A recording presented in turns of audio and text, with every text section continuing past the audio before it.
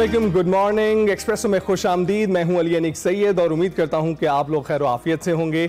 और जनाब, इस शदीद गर्मी में आप अपना ख्याल रख रहे होंगे, क्योंकि हम देख रहे हैं गर्मी तो है ही, लेकिन साथ के साथ हमें बारिश होती हुई, जालाबारी होती हुई भी नज़र आ रही है। पहाड़ी इलाकों में खासकर इस्लामाबाद में हमने देखा कि बारिश हुई, और उसके बाद जब भी इस्लामाबाद में बारिश होती है तो लाहौर वाले तैयार हो जाते हैं कि कुछ ही देर में ये यहाँ पर भी आंधी और गरज चमक बारिश हो सकती है। और कल ऐसा ही हुआ, आंधी भी आई और गरज चमक के साथ हमने देखा कि हल्की फुल्की बारिश इस्लामाबाद में भी होती रही, और उसके साथ साथ जो एक क्लाउड बर्स्ट हुआ है मुजफ्फराबाद में। तो ऐसी शदीद मौसम में अपना खास ख्याल रखिए कि जहां पर हमें पता है कि शदीद गर्मी है, वहां पर पानी भी हमें आता हुआ दिखाई देता है, जिसके बारे में बिलावल भुट्टो जरदारी अक्सर बात करते हैं। इसके साथ साथ जो एक खास खबर है जिसके हवाले से हमारी और पूरी कौम की नज़र जो है वो आसमान की जानिब थी।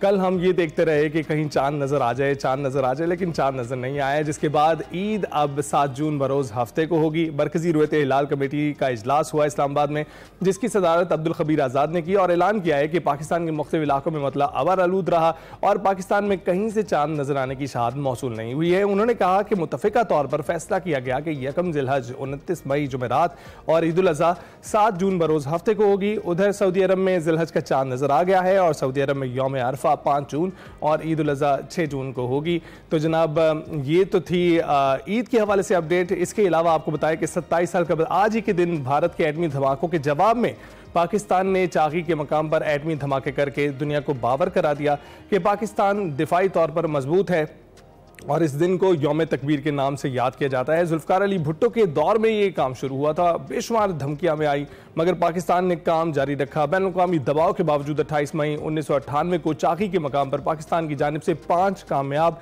एटमी धमाके किए गए, और उस वक्त मुल्क के वज़ीर आज़म नवाज शरीफ थे। यौम तकबीर पर सदर और वज़ीर आज़म की कौम को यौम तकबीर की मुबारकबाद।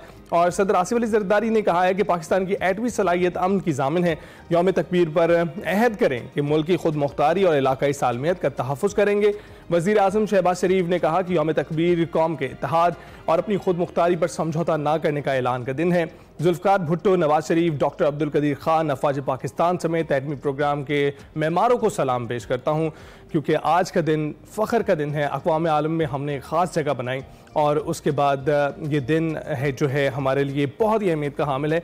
आपने देखा 18 दिन पहले ही हमें इस दिन के हवाले से बहुत सख्त ज़रूरत थी, और फिर उसके बाद हमने मुंह तोड़ जवाब दिया भारत को, और उसके हवाले से भी अभी आपको जो अपडेट्स हैं बताते चले कि पहलगाम में जो दहशतगर्दाना ड्रामे को बुनियाद बनाकर पाकिस्तान पर हमले करने वाले भारतीय वज़ीर आज़म हैं, अब वो फिर बयानबाजी करने लगे हैं। नरेंद्र मोदी को जब मुँह की खानी पड़ी तो अब वो सीज़ फायर के बावजूद मोदी सरकार ने पाकिस्तान के खिलाफ इश्तिआल अंगेज़ बयान देने शुरू कर दिए हैं। और 2 रोज़ पहले भारतीय वज़ीर आज़म नरेंद्र मोदी ने पाकिस्तान के नौजवानों को धमकी भी लगाई है।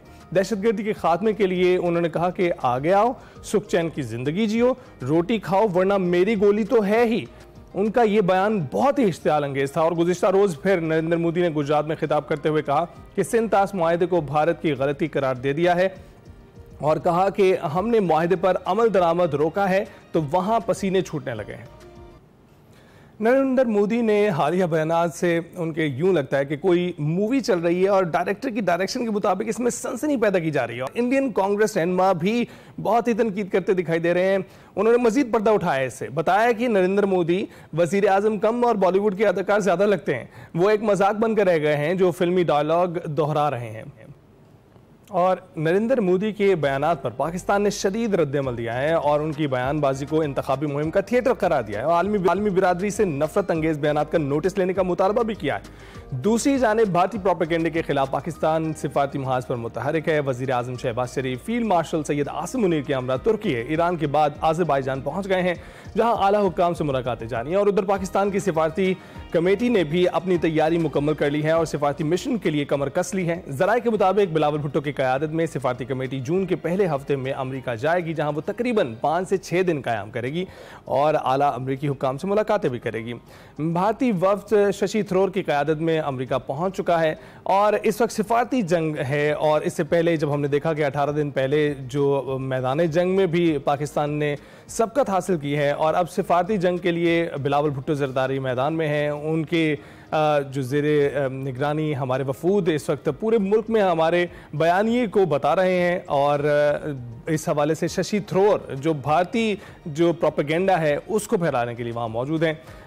उन्होंने शदीद जो है इस हवाले से जो है अपनी मुहिम को आगे बढ़ाया है। आलमी बिरादरी से जो नफ़रत अंगेज़ बयानात हैं पाकिस्तान अब वो कह रहा है कि उसका नोटिस भी ले, और पाकिस्तान की जानिब से जो एक विक्ट्री लैप जारी है जिसमें वो 4 ममालिक का दौरा कर रहे हैं। इस वक्त आज़रबाईजान के सदर से भी मुलाकात हुई वज़ीर आज़म की, और इस वक्त हमारे साथ इस सब मामलात पर बात करने के लिए मौजूद हैं ब्रिगेडियर रिटायर्ड मसूद अहमद खान साहब, दिफाई तजियाकार हैं। बहुत बहुत शुक्रिया ब्रिगेडियर साहब ज्वाइन करने के लिए। कैसे आप? जी अल्लाह का शुक्र, बहुत शुक्रिया। अच्छा ब्रिगेडियर साहब, सबसे पहले तो आज के दिन की बात करें, कितना फ़ख्र का मकाम है पाकिस्तान के लिए कि आज वो एटमी ताकतों में खड़ा है? जी हाँ, मेरे ख्याल में आज का दिन तो एक नेशनल प्राइड का दिन है और एक सेलिब्रेशंस का दिन है, और देखें नेशनल एक हम कह सकते हैं एक इमोशनल अटैचमेंट का दिन है। जब आज के दिन आप पाकिस्तान जो है 7 न्यूक्लियर पावर बना और फर्स्ट मुस्लिम पावर बना, और इस न्यूक्लियर धमाके करने के बाद वी रिस्टोर जो स्ट्रेटेजिक बैलेंस था जो साउथ एशिया में, वो हमने रिस्टोर किया। और यकीनन आज के दिन को हम खराज तहसीन पेश करते हैं और सलाम पेश करते हैं उन तमाम साइंसदानों का और इंजीनियर्स का, और वो जो ब्रिलियंट माइंड्स थे जिन्होंने पाकिस्तान को एटमी ताकत बनाया। आज पाकिस्तान की अहमियत न सिर्फ खित्ते में है बल्कि दुनिया भर में है।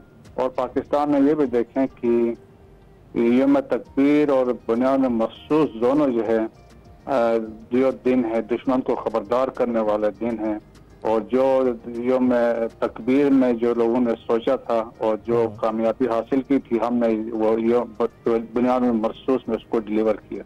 राइट। तो ब्रिगेडियर साहब, आपकी नज़र से भारतीय वज़ीर आज़म नरेंद्र मोदी का बयान तो गुजरा ही होगा जिसमें पाकिस्तान को फिर धमकी दी जा रही है और अब नौजवानों को मुखातिब कर रहे हैं वो, और गुज़िश्ता रोज़ तो सिंध ताश मुआहदे को भी उन्होंने गलती करार दिया है। तो आपको लगता है कि नरेंद्र मोदी किसी और हमले की तैयारी कर रहे हैं? नहीं, देखें कि अभी उनकी वो बस की बात नहीं है, और उनके या समझ लें कि अभी उनमें वो पानी नहीं रहा कि या उनमें वो दम नहीं है जो पाकिस्तान के सामने खड़े हो सकें।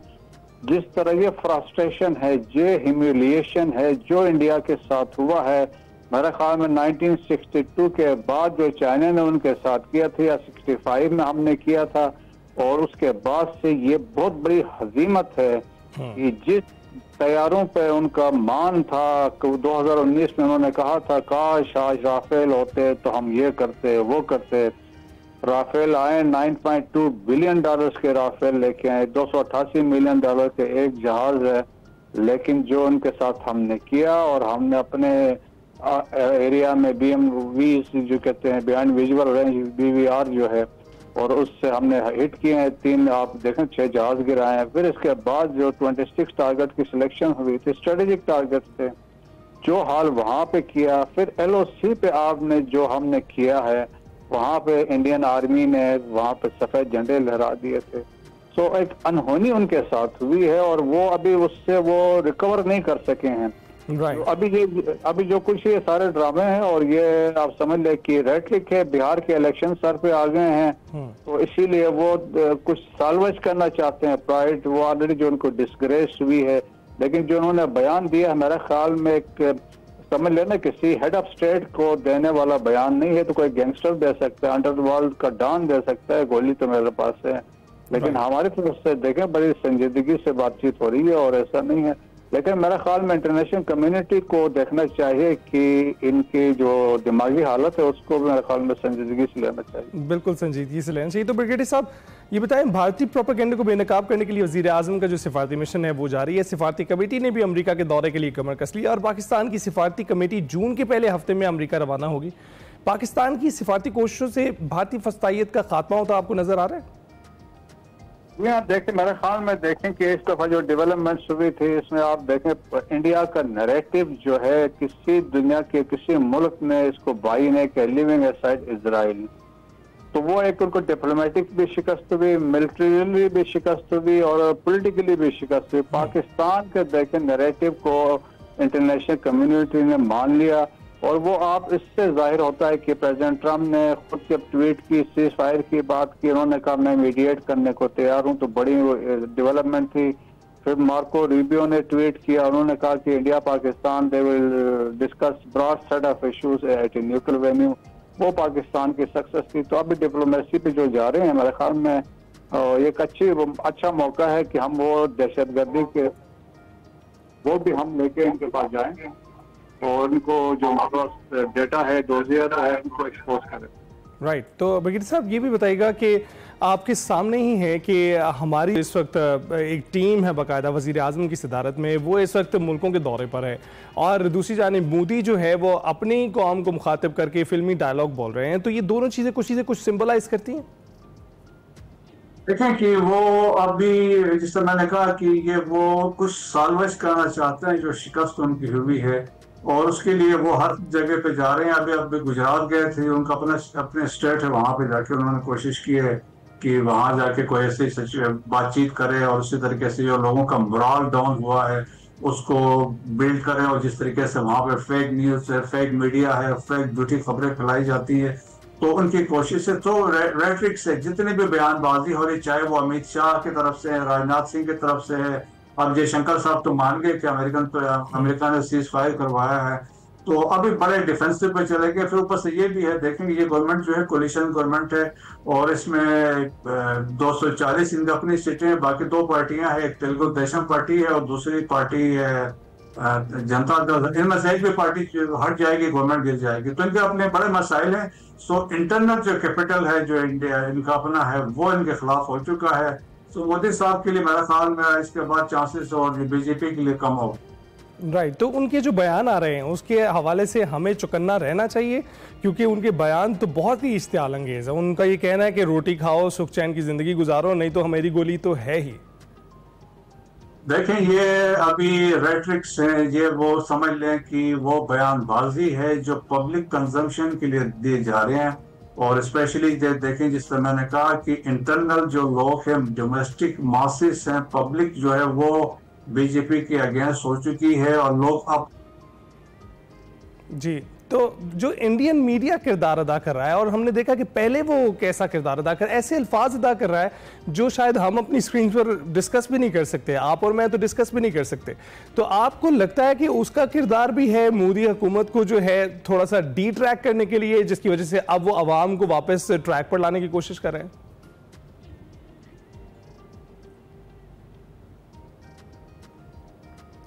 ब्रिगेडियर साहब से राब्ता मुनक़ता हो गया है और इस वक्त रोशनी डाल रहे थे कि वो ताज़ा तरीन सूरत हाल क्या है, इस वक्त भारत से जो बयानात सामने आ रहे हैं उसकी ताज़ा तरीन सूरत हाल क्या, इसके हवाले से उन्होंने गुफ्तगू की। बहुत बहुत शुक्रिया ब्रिगेडियर साहब आपका। और जो इस वक्त सूरत हाल जो बैनुल-अक़वामी मंजरनामे पर है वो भी हमने आपसे डिस्कस की। अभी हम जाएंगे एक ब्रेक पर।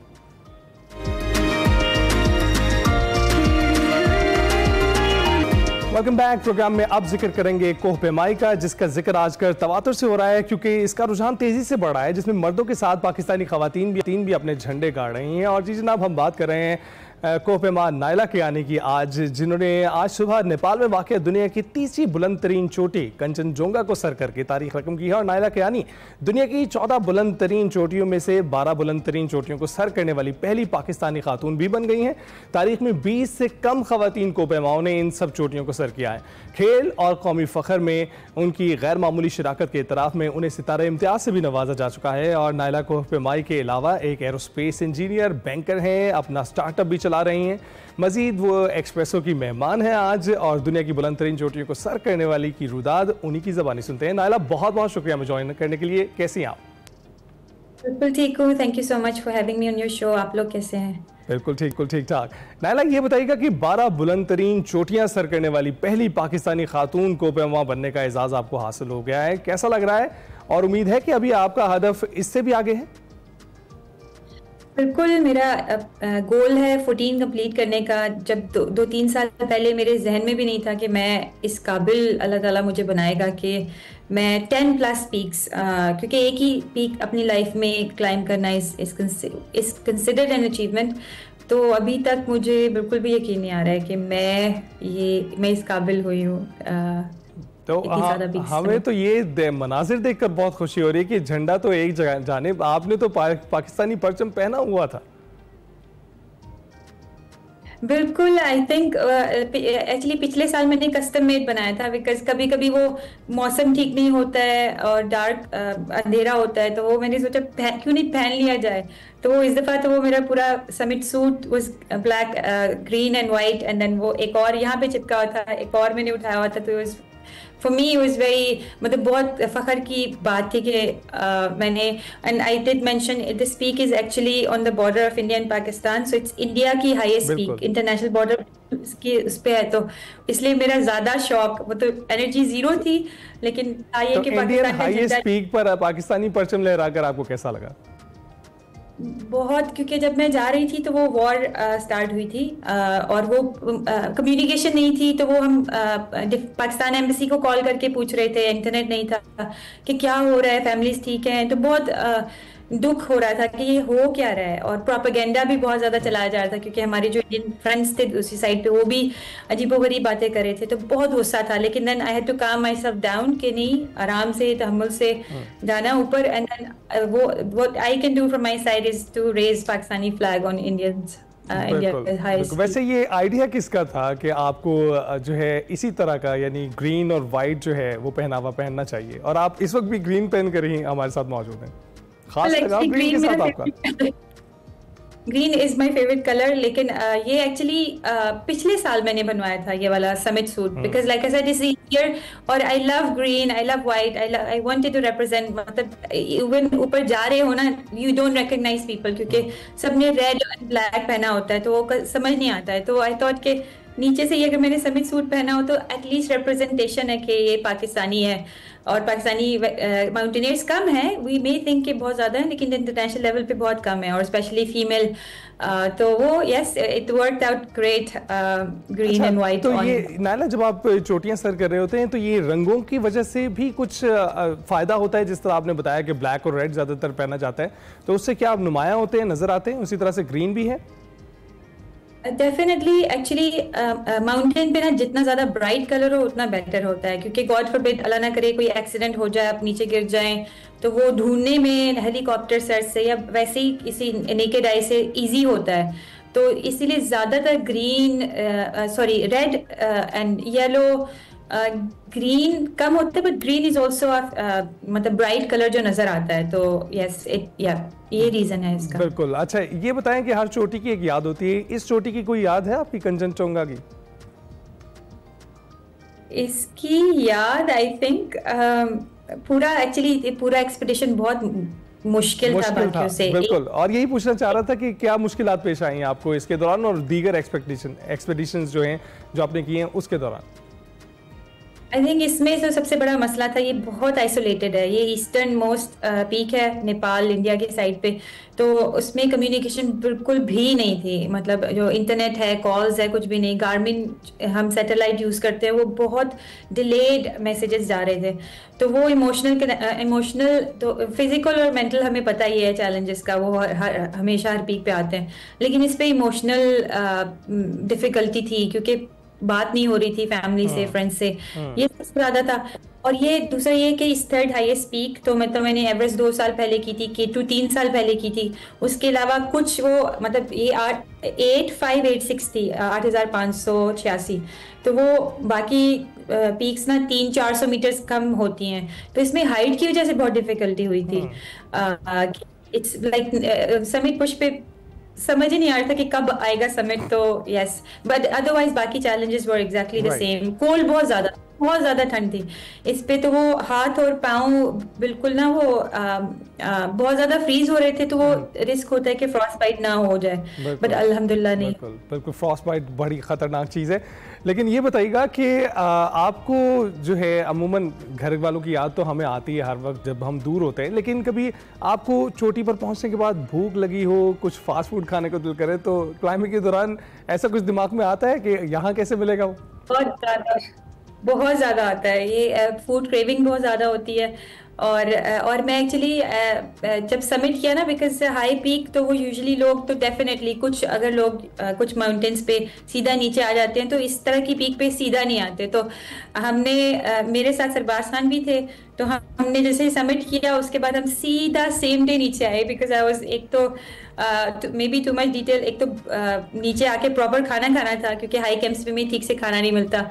एंड देन वो जो वॉशरूम था वो उसका टेंट होता है बेस कैंप पे, तो वो इन दो चीज़ों की वजह से we didn't care, zero energy थी half way through the mountain, but we came down सीधा बेस कैंप वहां से टॉप से सेम डे पे। राइट। तो ये वैसे कल सरबाज भी हमारे साथ थे, उनसे भी बात हो रही थी, वो भी कुछ ऐसे ही जिक्र कर रहे थे। वैसे ही डिजर्व दैट अगर आप वापस आकर सेलिब्रेट करना चाहें, लेकिन आपको वक्त कितना लगा ये सर करने में? Total actually again it's one of the longest for me, क्योंकि मैं यूजुअली पास में एक्लाइमेटाइज एक पीक से होके तो दूसरा मैं 4-5-6 दिन में कर लेती थी। कुछ तो 1-2 दिन में भी किए पीक्स एक्लाइमेटाइज करके। इस पे मुझे 3.5 वीक लगे हैं, क्योंकि ट्रैक किया, ट्रैक वाज वेरी लॉन्ग, उसके बाद रोटेशन, उसके बाद वेदर विंडो का वेट करके, तो it was one of my longest expedition, 3.5 weeks. लेकिन जो एंड पे समिट पुश था, जिस मतलब फाइनल जिसमें हम बेस कैंप से आहिस्ता आहिस्ता टॉप पे जाते हैं, वो 3 दिन लगे थे। 3 दिन लग गए। अच्छा ये बताइएगा कि एक चोटी सर करने का भी लोग नहीं सोचते हैं और कई बस एक ही कर पाते हैं, आप 12 कर चुकी हैं, अब नायला क्या करने वाली है? अभी 2 एज यू मेंशन के 14 पीक्स हैं दुनिया में 8,000 से ऊपर, और 14 पीक्स जो खवातीन हैं दुनिया में वो सिर्फ 16 है।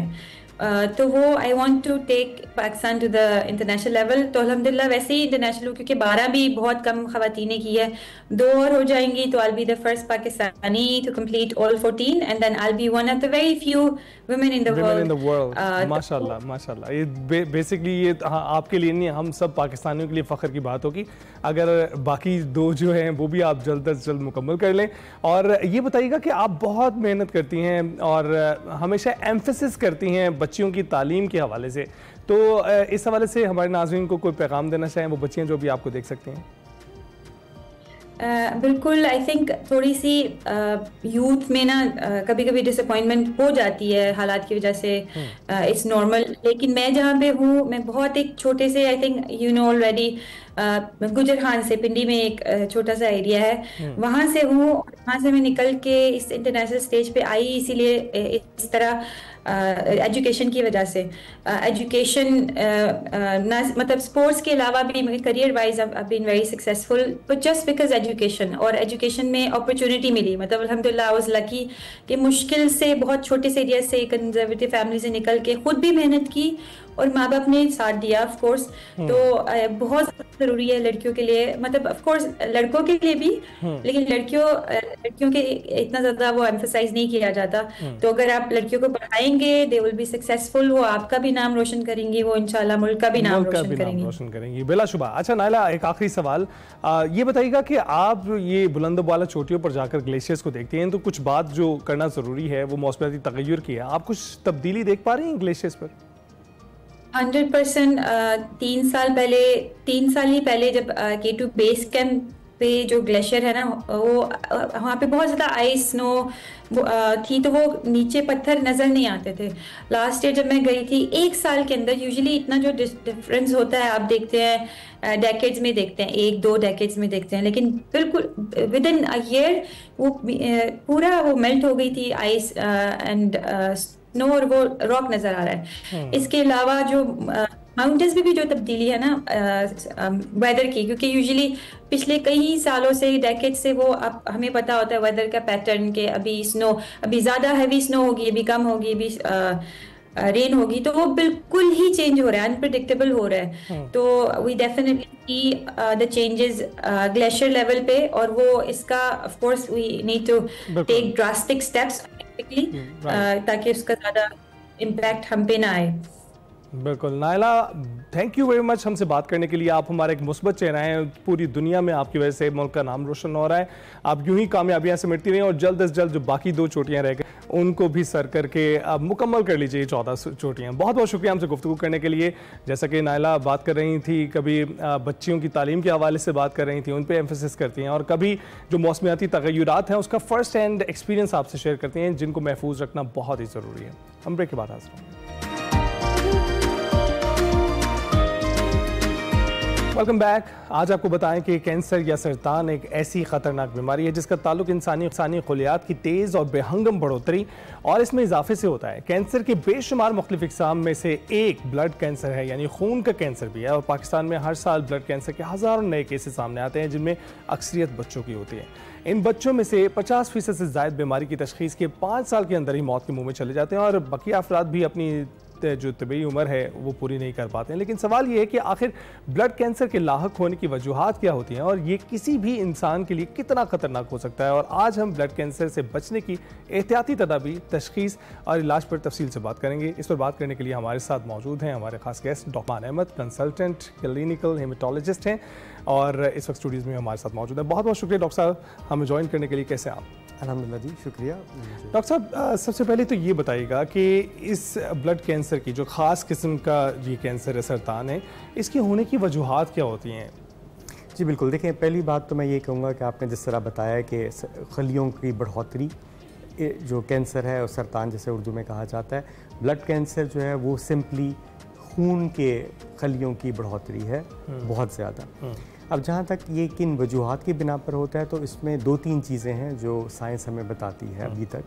इसमें एक है कि जो हमारी एनवायरनमेंट है, जो हमारा माहौल है, उसमें केमिकल्स आ जाते हैं, शुआएँ आ जाती हैं, हमारी खुराक आ जाती है, वो किस किस्म की है, और उसमें कुछ ऐसे अज्जा होते हैं जो कैंसर का मौजब बन सकते हैं, कैंसर का हो सकता है। दूसरी एक और वजह ये भी है कि कुछ जीनियाती तब्दीलियाँ इंसान के अंदर होती हैं।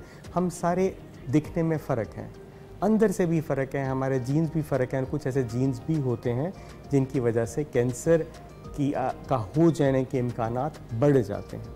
जब इन दोनों चीज़ें मिलती हैं तो कैंसर के इम्कानात बढ़ते जाते हैं। लेकिन देखें, ये सवाल आपका बहुत अहम है, और ये हमारे बहुत से मरीज़ पूछते हैं। सबसे पहला सवाल यही होता है कि किन वजूहात की बिना पर हुआ, इससे बचा कैसे जा सकता था। मैंने जितने भी अवामिल का जिक्र किया है, इसमें चाहे जीन्स हो, चाहे एक्सपोजर हो शुआओं से, केमिकल से, खुराक के मुज़र अज्जा से, उससे बचा नहीं जा सकता 100%, उसे कम किया जा सकता है। और यही एक हेल्दी लाइफस्टाइल या हेल्दी जिसे हम कहते हैं ना कि हम ज़िंदगी के तरीक़ों को अपनाएं, वो बात हो सकती है। उससे आगे ऐसी कोई ख़ास चीज़ नहीं है कि मैं ये कहूँ कि ये आप ना करें या ये कर लें तो कैंसर नहीं होगा, ऐसा मुमकिन नहीं है। किसी वक्त भी म्यूटेशन हो सकती है। जी बिल्कुल बिल्कुल, राइट। तो ये बताइएगा कि जो इंसानी जिस्म है, ये इसका मैकेनिज़्म ये होता है कि ये अपने आप को ढाल लेता है किसी भी चीज़ से सर्वाइव करने के लिए, और ये मौरूसी बीमारियां जो हैं फिर ये क्यों मुंतकिल होती रहती हैं? क्योंकि अगर एक इंसान में पैदा हुआ है, उसमें एक मैकेनिज़्म पैदा हुआ है डिफेंस का, तो वो डिफेंस मुंतकिल क्यों नहीं होता आगे, और वो मौरूसी बीमारियां वैसे जिस तरह डायबिटीज़ हैं, जो इस तरह से सरतान की जो एक कैपेबिलिटी है आपके जिस्म में, वो कम क्यों नहीं हो पाती?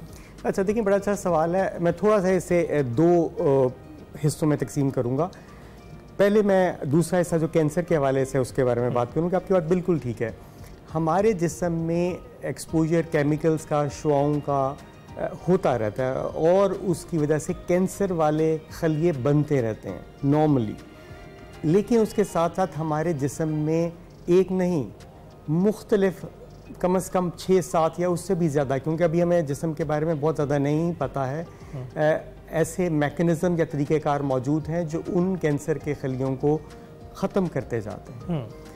अब होता ये है कि अगर कोई ऐसा इंसान हो या ऐसा जिस्म हो जिसमें वो मैकेनिज़म्स कमज़ोर हो गए हैं या कम हो गए हैं, और या फिर कोई ऐसी जीनियाती तब्दीली आ जाए या ऐसा केमिकल्स एक्सपोजर हो जाए जिसमें कैंसर के सेल इतने ख़तरनाक हों कि वो उन सारे तरीक़ाकार को जो हमारे उनको अबूर कर लें, तो फिर कैंसर होता है। यानी कि दूसरे लफ्ज़ों में ये कहना चाह रहा हूँ कि उन सारे तरीक़ाकार के बावजूद भी अगर हो जाए तो फिर होता है, वरना तो बहुत ज़्यादा खुदा ना खास्ता कैंसर। राइट। तो इस हवाले से बताइएगा कि ये कहाँ पे आप इसे ग्रेड करते हैं ब्लड कैंसर को, कि इतने सारे किस्म के इकसाम के कैंसर मौजूद हैं, तो उसमें ब्लड कैंसर कहाँ पे किस कैटेगरी में, बहुत ख़तरनाक कैटेगरी में है? बड़ा अच्छा सवाल है अगेन, क्योंकि देखें जो ब्लड कैंसर है उसकी बहुत सी किस्में हैं और जो साइंस तरक्की करती जाती है इसकी अकसाम में ज़्यादा से ज़्यादा इजाफा होता जाता है, क्योंकि हमें ज़्यादा कैंसर्स के बारे में पता लगता है। लेकिन अहम बात यह कि आम फहम ज़बान में हम ब्लड कैंसर्स को 2 किस्म की अकसाम में तकसीम कर सकते हैं। एक उस तरह के ब्लड कैंसर्स जो बहुत तेज़ी से ग्रो करते हैं, बहुत तेज़ी से फैलते हैं, उनके खलिए बहुत तेज़ी से अपनी पैदावार बढ़ाते हैं, जिसमें तशख़ीस का जल्दी होना और इलाज का जल्दी होना बहुत अहम है। दूसरे उस किस्म के ब्लड कैंसर्स हैं जो बहुत आहिस्ता आहिस्ता अपनी बढ़ोतरी करते हैं, आहिस्ता आहिस्ता उसके खलिए अपनी पैदावार बढ़ाते हैं, तो जिस्म में कई सालों तक रह भी सकते हैं और फिर भी शायद कोई मसला ना डालें। तो ये दोनों अकसाम ट्रीटेबल हैं, दोनों अकसाम का इलाज हो सकता है और दोनों अकसाम के हवाले से ऐसा मौजूद है तरीका कि उनको दूर किया जा सके। बिल्कुल ठीक। तो कीमोथेरेपी कितना बड़ा किरदार अदा करती है ब्लड कैंसर को जो है उस पर काबू पाने के लिए? ये भी अगेन बहुत अच्छा सवाल है। पिछली चंद दहाइयों में कैंसर के हवाले से बहुत तरक्की हुई है, तशख़ीस के हवाले से, इलाज के हवाले से। कीमोथेरेपी का जो लफ्ज़ है कोई 50-60 साल पहले मोर्दे वजूद में आया, जिसमें एक ख़ास किस्म की ग्रुप की दवाइयाँ दी जाती थीं जो बहुत तेज़ किस्म की थीं और जिसमें बहुत ज़्यादा उसके साइड इफ़ेक्ट्स, मुज़र असरात थे, और लोगों ने महसूस किया कि उससे कई कैंसर्स का इलाज हो रहा है। अभी भी कीमोथेरेपी जो है वो मेन, यानी कि बहुत से कैंसर्स के हवाले से main treatment all around the world, सारी दुनिया में गर्दाना जाता है। बट उसके साथ साथ 25-30 सालों में और भी कई दवाइयाँ आई हैं जो हैं तो दवाइयाँ आई, लेकिन वो उस तरीके से मुज़र, उनके असरात कम हैं और कैंसर के हवाले से ज़्यादा अफेक्टिव हैं। आजकल के दौर में मुख्तलिफ़ कैंसर्स का इलाज मुख्तलिफ है, जिसमें कुछ कैंसर्स में सिर्फ कीमोथेरेपी ही इस्तेमाल होती है, again all around the world.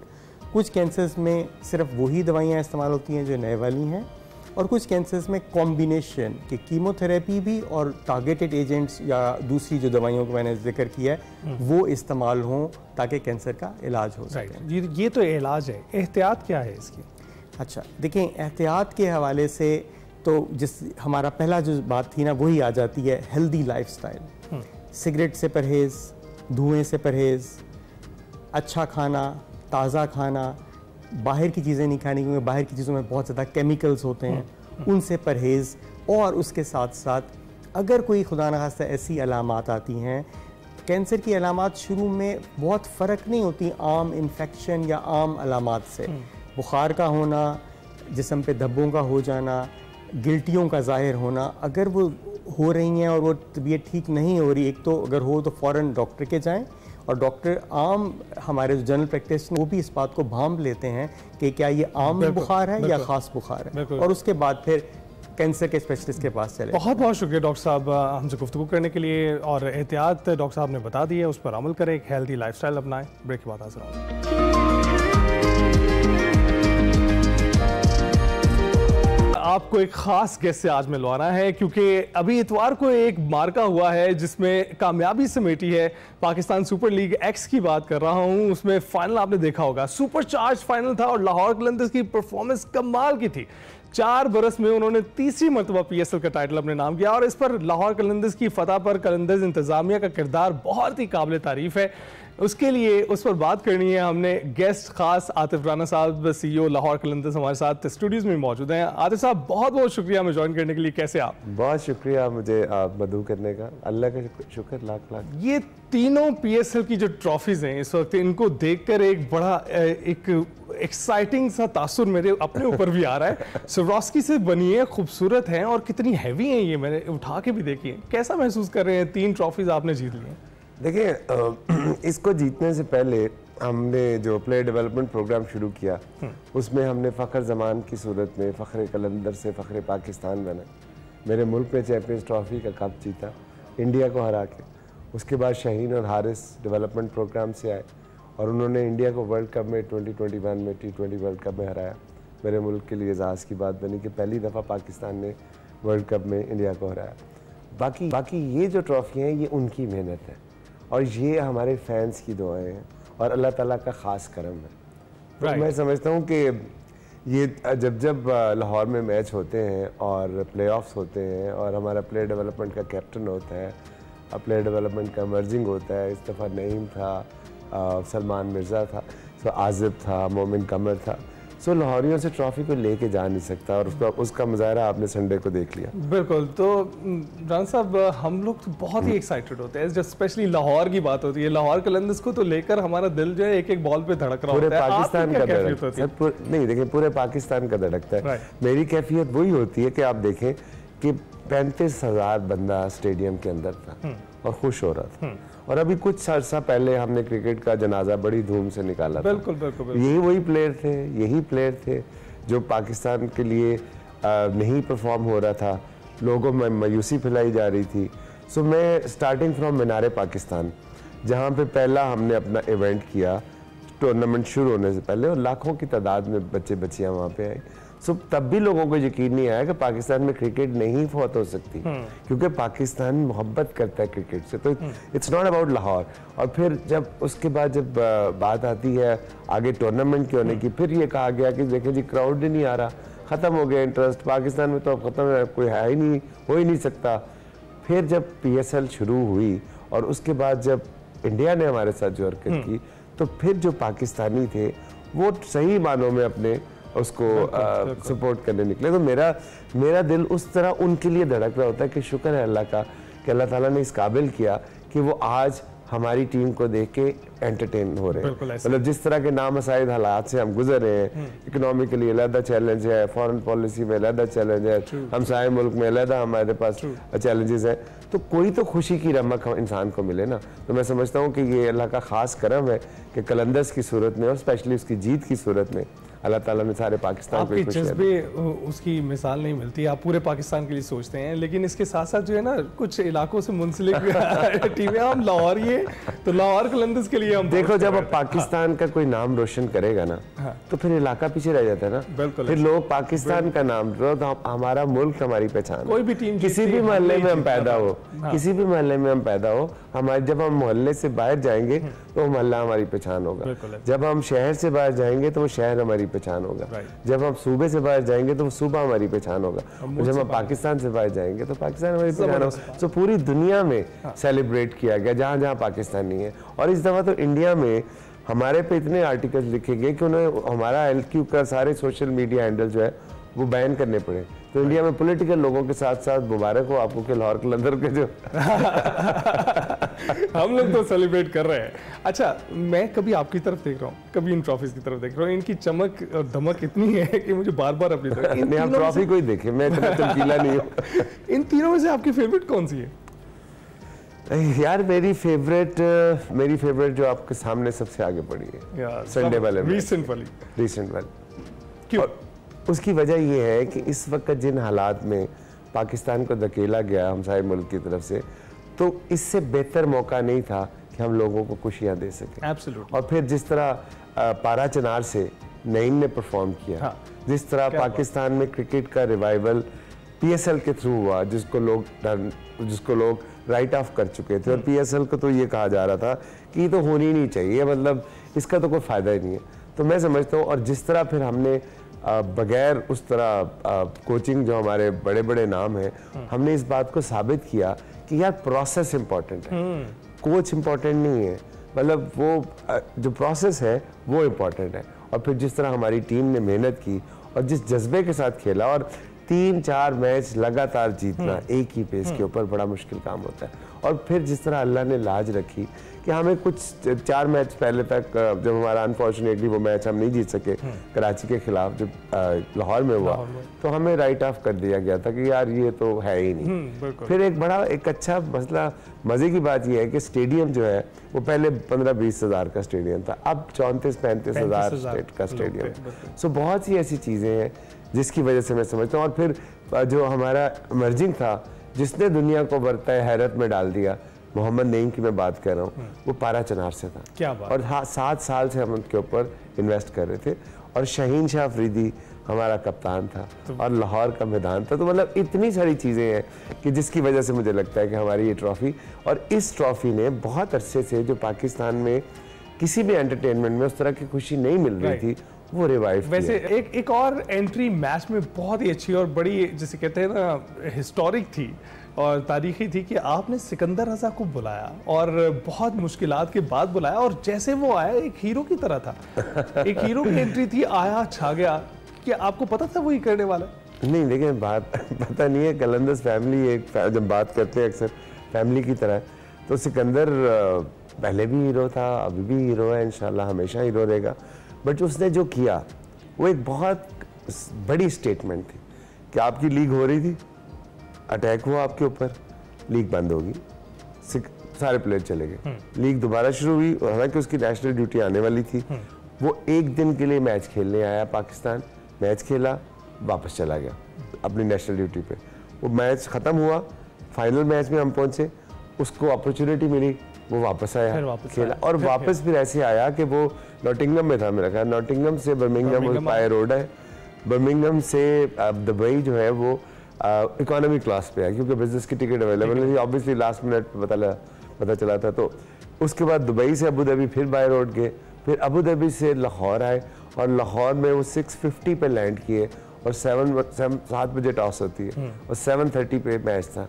और मेरा ख्याल चेयरमैन का शुक्रिया कि उन्होंने उसको जो है स्पीड अप किया प्रोसेस को और हमने उनको 15 मिनट में 20 मिनट में स्टेडियम पहुंचा दिया। बहुत अच्छी स्टोरी है। तो उससे पहले जब हमारा ओपनिंग से पहले वो हमारे साथ नेशनल एंथम पे खड़े थे और फिर अल्लाह ताला की तरफ से उन्होंने क्या कमाल किया कि पूरे, मैं समझता हूँ कि पूरे 25 करोड़ आवाम जो है उनके शुक्रगुजार है और कलंदर्स तो जब तक है वो तब तक उनका जो है ना वो उनके कर्जदार हैं। क्योंकि देखिए एक और स्टेटमेंट है इसके अंदर कि हमारे यहाँ ड्रोन इसलिए भेजा गया पिंडी स्टेडियम के बाद कि PSL बंद हो जाए, उनकी IPL बंद होगी, ठीक है। उसके बाद हमारे प्लेयर सारे चले गए कि या फॉरेन प्लेयर ना आए, तो फॉरेन प्लेयर ना सिर्फ आए बल्कि फिर गए, फिर आए, फिर गए, फिर आए। तो आप इससे अंदाजा लगाएं कि वो जिम्बाब्वे की टीम का कैप्टन है, इज नॉट ए पाकिस्तानी, वो जिम्बाब्वे है ना, तो जिम्बाब्वे की T20 टीम का कैप्टन है।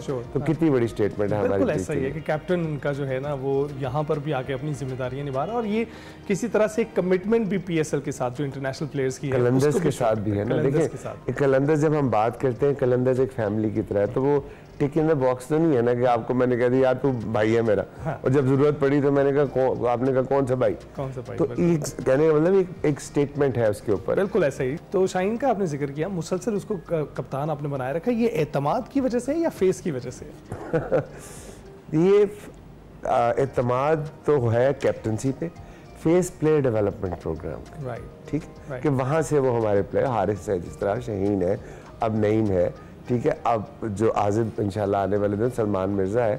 तो देखिए एक बड़ा मुश्किल सफ़र होता है कि कहना बहुत आसान होता है, you have to walk the talk. तो आपने जब एक कमिट कर लिया कि आप इस बिजनेस में आए हैं पाकिस्तान के मैदानों को आबाद करने के लिए, पाकिस्तान के नौजवानों को शोकेस करने के लिए, उनको अपॉर्चुनिटी देने के लिए, उनको ग्रूम करने के लिए, उनको रिसोर्स प्रोवाइड करने के लिए, तो you have to walk the talk ना। अब ये तो नहीं हो सकता कि मैं ये बोल के तो वही 1 महीने का टूर्नामेंट करो घर चला जाऊँ और वो अपना वही फेस रखूँ कि जी चूंकि मेरे को जाने वाला बंदा है तो इसलिए मैं उसको सामने रखूँ। तो ऑनेस्टी पे हम बिलीव रखते हैं और ऑनेस्टी से काम करते हैं, इसीलिए हमने 6.5 लाख से ज्यादा बच्चों के ट्रायल किए, 60% पाकिस्तान में। अच्छा, बच्चों की बात की आपने, SOS विलेज आप ट्रॉफी लेकर गए थे? बहुत दफा गया हूँ मैं SOS विलेज, और लेकिन हमारा आपको मैं भी आपसे अर्ज कर रहा हूँ ना कि मुआशरे के हर तबके को साथ लेके चलने की कोशिश करता है कलंदर, ठीक है। वो ये नहीं कहता कि अपनी 1.5 ईंट की मस्जिद बना ले। बात ये है कि जब टूर्नामेंट शुरू होने से पहले सलमान नसीर ने पहली दफ़ा कलंदर्स को देखते हुए हम ट्रॉफी टूर करते थे और PCB ने ट्रॉफी टूर किया, तो बड़ी अच्छी बात थी, खुशाइद बात थी। 11 शहरों में गए, एक शहर उसमें लाहौर भी था, 2 दिन के लिए वो लाहौर में आए। लाहौर में एक दिन मैंने उनको पोस्ट किया यूनिवर्सिटी ऑफ लाहौर में, 10-15 हज़ार बच्चा उधर भी आया, साथ फ़खर जमान भी गए।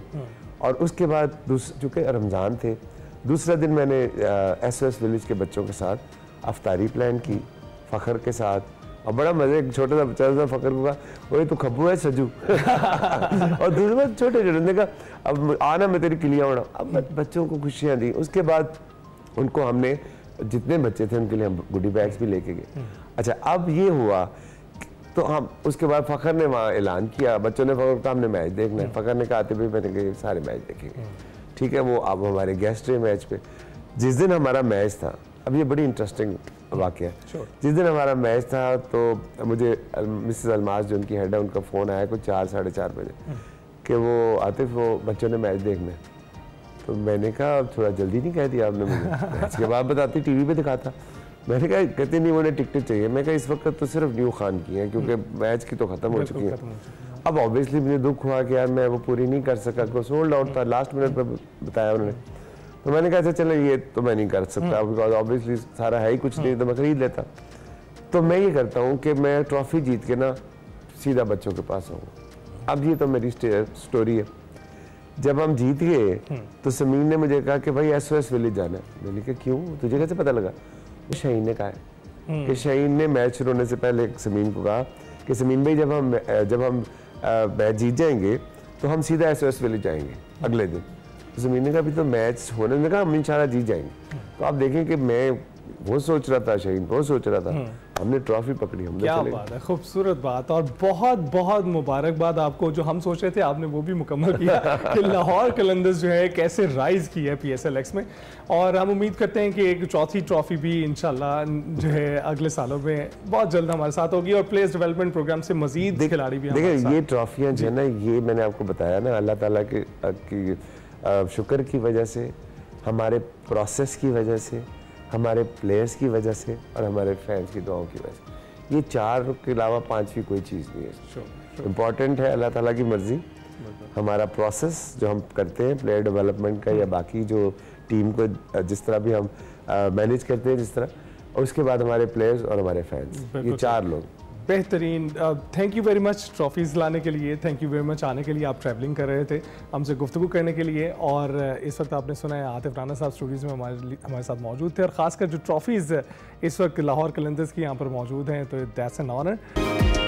वेलकम बैक नाज़रीन। आज हम आपको एक ऐसी शख्सियत से मिलवाएंगे जिन्होंने अपने हौसले, अज़्म और अनथक मेहनत से दुनिया को ये सिखाया कि कामयाबी का ताल्लुक ज़ाहरी हालात से नहीं बल्कि अंदरूनी क़ुव्वत इरादी से होता है। लाहौर में पैदा होने वाली ज़हरा, जिन्हें पैदाइशी तौर पर जिस्मानी माजूरी का सामना था, मगर उन्होंने कभी हार नहीं मानी।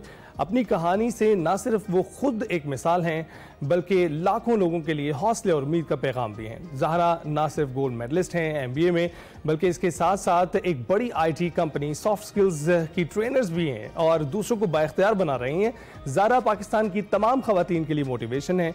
आइए उनसे मुलाकात करते हैं, उनकी मुतासिरकुन सफ़र की दास्तान हैं। ज़हरा बहुत बहुत शुक्रिया हमें ज्वाइन करने के लिए। कैसी हैं आप?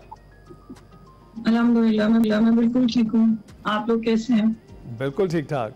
अच्छा, सबसे पहले तो हम ये जानने, यू आर मोस्ट वेलकम, ये जानने की हमें ज़रूरत है कि जब स्कूलों ने दाखिला देने से आपको इनकार किया तो आप उस वक्त क्या महसूस कर रही थी, और उसके रद्द अमल के बावजूद आपने आगे बढ़ने का फैसला किया, ये कैसे हुआ?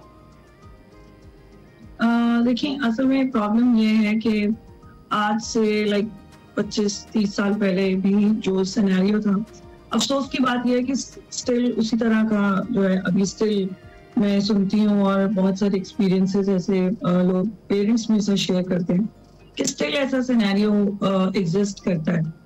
सो जो डिटर्मिनेशन होती है वो हमेशा जब आप बच्चे होते हैं, स्पेशली 2 साल के 4-5 साल के आप बच्चे हैं, वो पेरेंट्स की डिटर्मिनेशन होती है कि पेरेंट्स आपको किस साइड पे लेकर जाना चाहते हैं। पेरेंट्स कितने डिटर्मिन्ड हैं किसी भी आपके साथ टैग के लिए, पर्पस के लिए, उनको पढ़ाना है या सोसाइटी में उनके इर्द गिर्द किस तरह का टैग होना चाहिए। सो मेरे पेरेंट्स असल में हर स्कूल के साथ किसी रेफरेंस के थ्रू, क्योंकि ये एक बड़ी इंपॉर्टेंट चीज है, मैं यहाँ पे मेंशन करूंगी कि आप किसी मेंटली चार्ज बच्चे के साथ, मेंटली चैलेंज बच्चे के साथ आप बिल्कुल एक हेल्दी माइंड को पढ़ा नहीं सकते। आई होप आप भी मेरे साथ इस बात पे एग्री करेंगे कि उनके एक अपने चैलेंजेस हैं, उनका एक अपना एनवायरनमेंट है, उनको एक खुद और स्पेसिफिकेशंस चाहिए। जहां तक बात है मेरी, मुझे स्पेसिफिकेशंस डेफिनेटली वो एक बेसिक लेवल पे फैसिलिटी चाहिए। मुझे कोई टीचर का या किसी स्कूल का कोई एक्स्ट्रा टाइम नहीं चाहिए।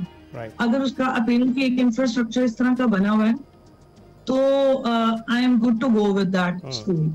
तो वो जगह जगह वो उसकी rejections and all that, as a child मुझे ये तो समझ आ रहा था कि society is how going to treat me and लेकिन after like with so much determination, जब वंस मैंने मुझे अभी भी याद है कि मेरे बाबा ने मुझे जब फाइनली मुझे किसी स्कूल में एडमिशन मिला तो मेरे बाबा ने कहा कि आप मतलब इस कंडीशन पे मुझे एडमिशन मिला कि आप 2 महीने इसको सिर्फ देखें, क्योंकि वो सो कॉन्फिडेंट कि इसके लिए कुछ एक्स्ट्रा करने की जरूरत नहीं है। बैक एंड पे हम हैं, हम लाइक उसको फैसिलिटेट करने के लिए हैं, उसकी रिस्पॉन्सिबिलिटी उसको ओन करने के लिए है। School just has to accept her. तो उन्होंने मतलब 2 महीने की बेस पे उन्होंने मुझे एडमिशन दिया एंड लाइक जहां तक मेरी बात है उसके बाद फिर मैंने गिव अप नहीं किया। मुझे बच्चे क्या कह रहे हैं, मुझे इनिशियली कौन कैसे ऑब्जर्व कर रहा है या जज कर रहा है या कितना एक्सेप्ट कर रहा है और कितना नहीं कर रहा, लेकिन after that journey I never give up. Right, जबरदस्त कहानी है आपकी। आप तो ग्रेट हैं ही, आपके बाबा आपसे भी ज्यादा ग्रेट हैं। अच्छा ये बताइएगा कि आपने लिखने और रोजमर्रा के काम अपने कोहनियों से करना सीखा, ये मरहला कितना मुश्किल था और आपने खुद को कैसे मोटिवेट रखा? देखिए, जब आप किसी भी डिफॉर्मिटी से पैदा होते हैं ना तो लोग बहुत हैरान होते हैं कि आप जो 10 उंगलियों के साथ आप कोई चीज को पकड़ते हैं और मैं अपनी एल्बोज के साथ अगर पकड़ लेती हूँ, सो ये हमेशा मैं बीइंग अ मुस्लिम ये सब चीजें, इसका क्रेडिट और इस सब चीजों की आप जब आप डिटरमाइंड हैं तो अल्लाह ताला आपके लिए वेज निकालता है।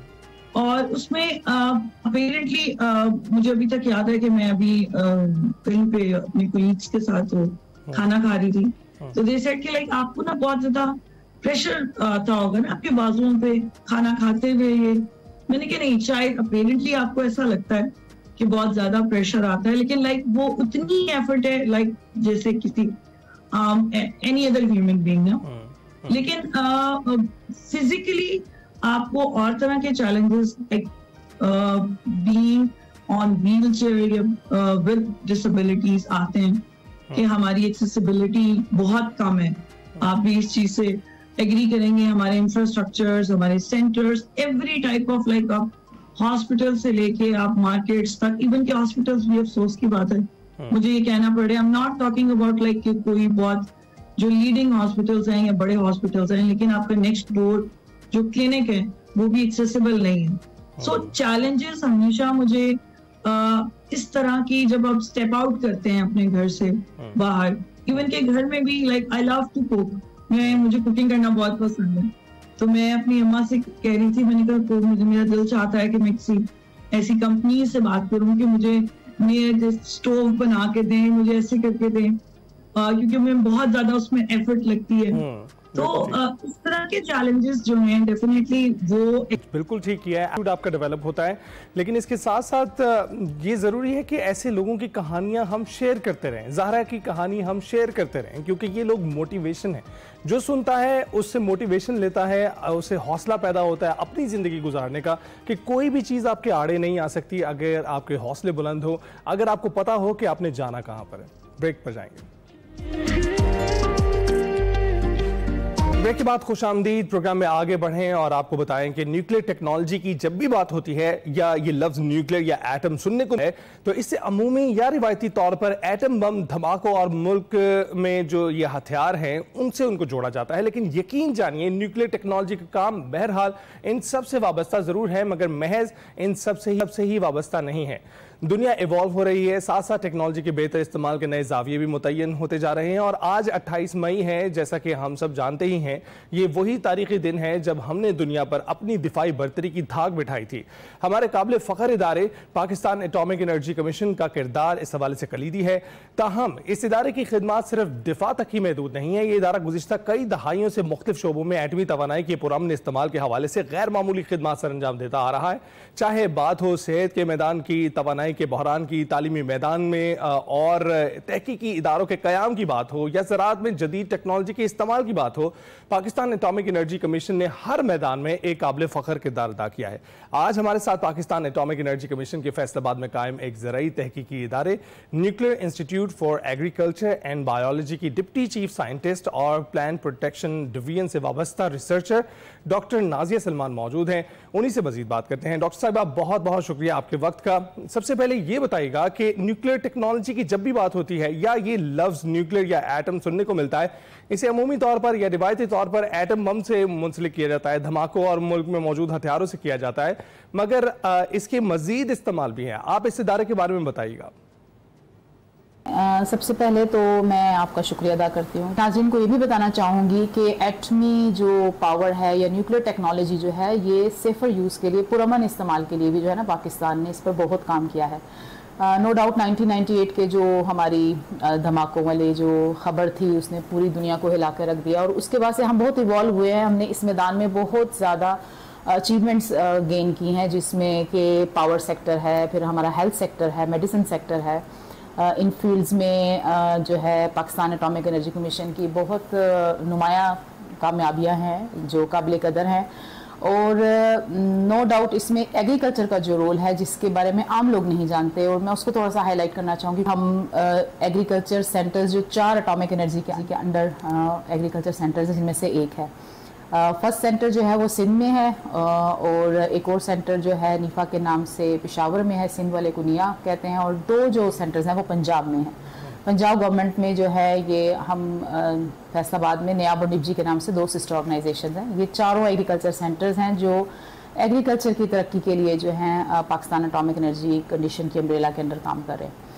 अब बिलखसूस नियाब के हवाले से, क्योंकि मेरा ताल्लुक इस इदारे से है, तो मैं आपको ये बताना चाहूँगी कि नियाब जो है ये 1972 में वजूद में आया और तब से लेकर अब तक जो है ना, नियाब को कौमी और बैनुल अक़वामी जो है ना पहचान जो है वो अपने काम की वजह से बहुत ज़्यादा मिली है और सराहा गया है। स्पेशली जो इंटरनेशनल एटॉमिक एनर्जी एजेंसी के साथ हमारा लिंक बहुत स्ट्रॉन्ग है और हम बहुत सारे जो है ना R&D हमारे प्रोजेक्ट्स जो हैं वो safer use of nuclear technologies की जो है वो इम्प्लीमेंटेशन पे हम बहुत जो है ना बहुत अच्छा काम कर रहे हैं। तो इस हवाले से मैं सिर्फ ब्रीफली थोड़ा सा बताना चाहूँगी कि ये न्यूक्लियर टेक्निक्स जो हम यूज़ कर रहे हैं, ये ना सिर्फ ये कि फसलात की बेहतरी के लिए, हमारी क्रॉप्स की डेवलपमेंट में हम यूज़ करते हैं, इसके थ्रू हम म्यूटेशन ब्रीडिंग करते हैं और हमने अब तक जो है तकरीबन 65 जो है ना फसलात की जो है ना बहुत अच्छी इकसाम मुतारफ़ करवाई हैं। मेनली जो नियाब में जिन क्रॉप्स पे काम होता है उनमें कॉटन है, राइस है, इसके अलावा वीट है, चिकपी है, मूंग माश है, और इसके अलावा जो ऑयल सीड्स में अगर हम बात करें तो हमारे पास कैस्टर ऑयल या कैस्टर बीन की प्रोडक्शन के लिए हमारी जो है साइंटिस्ट काम कर रहे हैं, और इसके साथ साथ तिल की प्रोडक्शन के लिए भी काम हो रहा है। और उसके अलावा टमाटो पे और किन्नू पे भी जो है ना हमारी बहुत अच्छी वैरायटीज़ जो है वो नेशनल लेवल पे जो है ना वो नेशनल इकॉनमी में कंट्रीब्यूट कर रही हैं। अच्छी फसल के लिए अच्छी ज़मीन की ज़रूरत होती है, और अच्छी ज़मीन जो है ना वो अच्छे न्यूट्रिएंट्स और पानी की सही इस्तेमाल से जो है ना ये सब सिलसिला चलता है। तो हमारे यहाँ ऐसे तहकीकी काम हो रहे हैं जिनमें हम न्यूक्लियर टेक्निक्स को यूज़ करते हुए न्यूट्रिएंट्स के और पानी के बेहतर इस्तेमाल पे काम कर रहे हैं। बिल्कुल ठीक। डॉक्टर साहब, आपने एक्नॉलेजमेंट की बात की है, ये बताइए कि हमारे इस तहकीकी इदारे विश्व को आलमी सतह पर भी कोई पजीराई मिली है? एटॉमिक एनर्जी एजेंसी जो है ये तकरीबन 180 मेंबर स्टेट्स हैं इसकी, और पूरी दुनिया में जो है ना ये एटॉमिक जो हमारी न्यूक्लियर टेक्निक्स हैं उनके सेफर यूज़ पे जो है ना मेंबर स्टेट्स को सपोर्ट करती है। और पाकिस्तान के लिए ये बड़े फ़ख्र की बात है कि पाकिस्तान में नियाब ही वो वाहिद अदारा है जो कि IAEA का जो है कोलैबोरेटिंग सेंटर भी है, और ये इस सब कॉन्टिनेंट में वाहिद सेंटर है जो कि नियाब है। और इसके थ्रू ज़ाहिर है हमारे बहुत सारे ट्रेनिंग प्रोग्राम्स कंडक्ट हुए हैं, तकरीबन हमने 36 इंटरनेशनल ट्रेनिंग्स कंडक्ट करवाई हैं।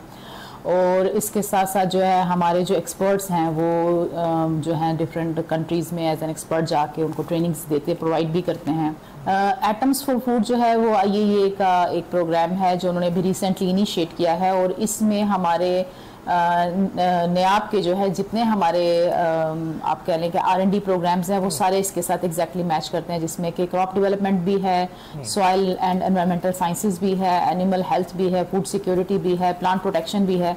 तो इन जो एटम्स फॉर फूड का जो IAEA का प्रोग्राम जो नया इनिशिएटिव है, इसमें NIAB जो है फुली पार्टिसिपेट कर रहा है। बिल्कुल ठीक। डॉक्टर साहिबा, आपकी स्पेशलिटी फूड सिक्योरिटी और गुज़िश्ता कुछ अरसे से पाकिस्तान के बहुत से इलाके हैं गैर मामूली हीट वेव का शिकार हैं और बारिशें बहुत कम हो रही हैं। ज़ेर ज़मीन पानी की सतह भी आपको पता है कि खतरनाक हद तक गिर चुकी है और डैमों में पानी की सूरत हाल हमारे सामने है।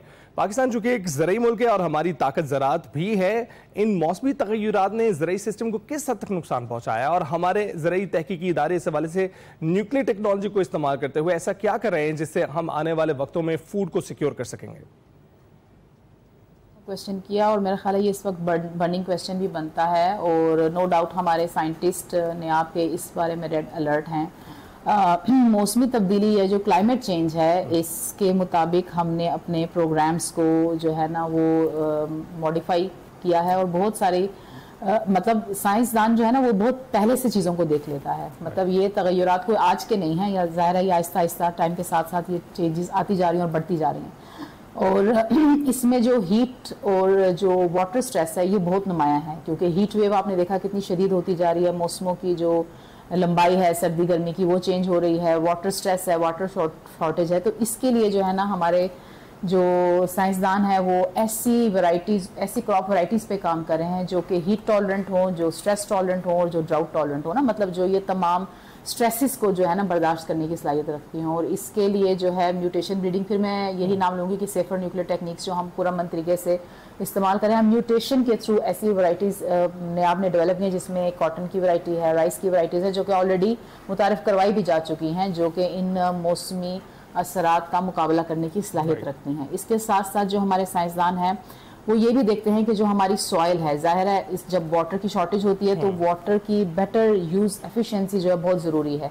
तो वो इस तरह की टेक्नोलॉजीज उन्होंने डेवलप की हैं कि वो एक्चुअल मॉइस्चर कंटेंट सॉइल का हम देख सकते हैं थ्रू दीज न्यूक्लियर टेक्निक्स, और उस मॉइस्चर कंटेंट को जहन में रखते हुए ज़रा हम फिर उस हिसाब से पानी इस्तेमाल करते हैं। इसके साथ साथ कुछ ऐसे स्प्रेज डेवलप किए हैं हमारे जो सॉइल साइंटिस्ट हैं, उन्होंने न्यूट्रिएंट स्प्रेज या हार्मोन स्प्रेज आप कह सकते हैं, जो कि प्लांट के अंदर इंड्यूस करते हैं स्ट्रेस। डॉक्टर साहब, वक्त की थोड़ी सी किल्लत है जिसकी वजह से बस आखिरी सवाल आपसे ये जानना चाहिए, आजकल ऑर्गेनिक फार्मिंग का रिवाज बढ़ता चला जा रहा है और दुनिया भर में ऑर्गेनिक अशिया की मांग में भी इजाफा हो रहा है, और ऐसी ऑर्गेनिक अशिया आपने देखा है ना सिर्फ हाथों हाथ फरोख्त होती है बल्कि महंगी भी बिकती हैं। अक्सर शौकीन अफराद खुसूसन खवातीन अपने घरों में ही किचन गार्डनिंग करती हैं, तो ऑर्गेनिक फार्मिंग के हवाले से आप क्या कहेंगे? एक्चुअली जो ऑर्गेनिक फार्मिंग है ना ये एक बहुत ही कॉम्प्रिहेंसिव टर्म है। आपने किचन गार्डनिंग के हद तक तो ठीक है कि जो हमारी लेडीज़ हैं वो घर में जब कोई सब्ज़ी वगैरह लगाएं तो वो उसमें कोई कीमियाई खाद, और अगर वो किसी कीमियाई स्प्रे का इस्तेमाल नहीं करती तो वो ऑर्गेनिक फार्मिंग कर रही है, क्योंकि ऑर्गेनिक फार्मिंग का मतलब ये है कि आपने कोई केमिकल फर्टिलाइज़र भी यूज़ नहीं करनी और कोई केमिकल पेस्टिसाइड भी यूज़ नहीं करनी।